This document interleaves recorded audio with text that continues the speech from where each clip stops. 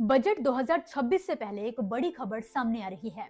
बीते दिन केंद्रीय कृषि मंत्री शिवराज सिंह चौहान ने केंद्रीय वित्त मंत्री निर्मला सीतारमण से मुलाकात की, जिसके बाद से एक बड़ी हलचल देखने को मिली है। और बड़ी खबर यह है कि शिवराज सिंह चौहान ने वित्त मंत्री निर्मला सीतारमण से मुलाकात कर ऐसा दस्तावेज सौंपा है जिसने देश के करोड़ों किसानों के लिए उम्मीद जगा दी है। जहां कई किसानों को बजट 2026 में पीएम किसान सम्मान निधि की राशि बढ़ने की उम्मीद है, तो वहीं कई किसान ये आस लगाए बैठे हैं कि सरकार कर्ज माफी को लेकर बड़ा ऐलान कर सकती है। लेकिन हम आपको बता दें कि बीते हफ्तों में देश के अलग अलग राज्यों का दौरा कर शिवराज सिंह चौहान ने प्रगतिशील किसानों, कृषि विशेषज्ञों, स्वयं सहायता समूह, सहकारी संस्थाओं, ग्रामीण उद्योगों और राष्ट्रीय संस्थाओं के प्रतिनिधियों से बातचीत की।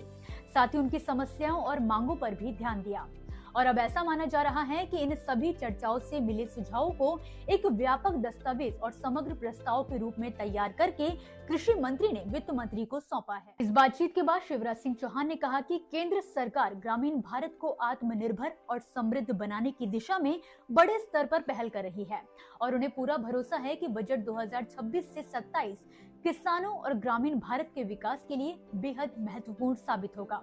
इसी बयान के बाद से कयास तेज हो गए हैं कि इस बार का बजट गांव, गरीब और किसान के लिए कई बड़े ऐलान लेकर आ सकता है। ग्रामीण रोजगार को लेकर भी सरकार बड़ा कदम उठाने की तैयारी में है। दुनिया की सबसे बड़ी रोजगार गारंटी योजना मनरेगा की जगह लाए गए नए कानून विकसित भारत जी राम जी के तहत बजट को 88,000 करोड़ रुपए से बढ़ाकर 1,51,282 करोड़ रुपए करने का प्रस्ताव यानी कि करीब 72% की बाहरी बढ़ोतरी रखी गई है। इस नई योजना में 100 दिन से 125 दिन तक रोजगार गारंटी, बेरोजगार भत्ता और लंबित मजदूरी पर ब्याज का भी प्रावधान किया गया है। मंत्रालय ने इस योजना के लिए 63,282 करोड़ रुपए अतिरिक्त खर्च का प्रस्ताव भेजा है। आपको जानकारी के लिए बता दें कि शिवराज सिंह चौहान पहले उत्तराखंड के गौचर में किसान सम्मेलन में भी कह चुके हैं कि मोदी सरकार ने मनरेगा की कमियों को दूर कर नई योजना शुरू की है, जो ग्रामीण रोजगार और विकास के लिए गेम चेंजर साबित होगी।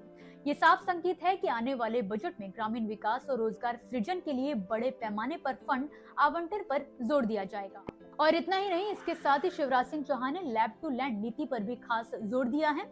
उन्होंने कहा है कि इस पहल से छोटे किसानों को सीधे तकनीकी नवाचार और आधुनिक कृषि पद्धतियों का लाभ मिलेगा। कृषि शोध और खेती के बीच की दूरी कम होगी और वैज्ञानिक सीधे किसानों से जुड़कर उनकी समस्याओं का समाधान करेंगे। उन्होंने युवाओं से भी इस मिशन में जुड़ने की अपील की और कहा कि युवाओं की ऊर्जा, रचनात्मक और सोच से ही गांवों में असली बदलाव आएगा।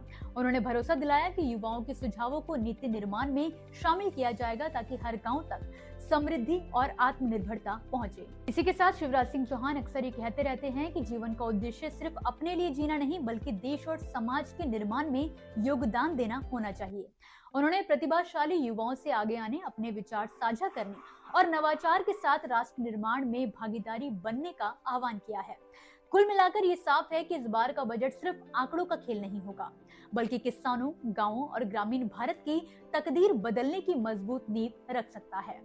इसी के साथ दोस्तों, फिलहाल के लिए इस खबर में बस इतना ही। आप मुझे दीजिए इजाजत और इसी तरह खेती किसानी से जुड़ी जरूरी जानकारी और खबरों के लिए आप देखते रहिए किसान इंडिया। धन्यवाद।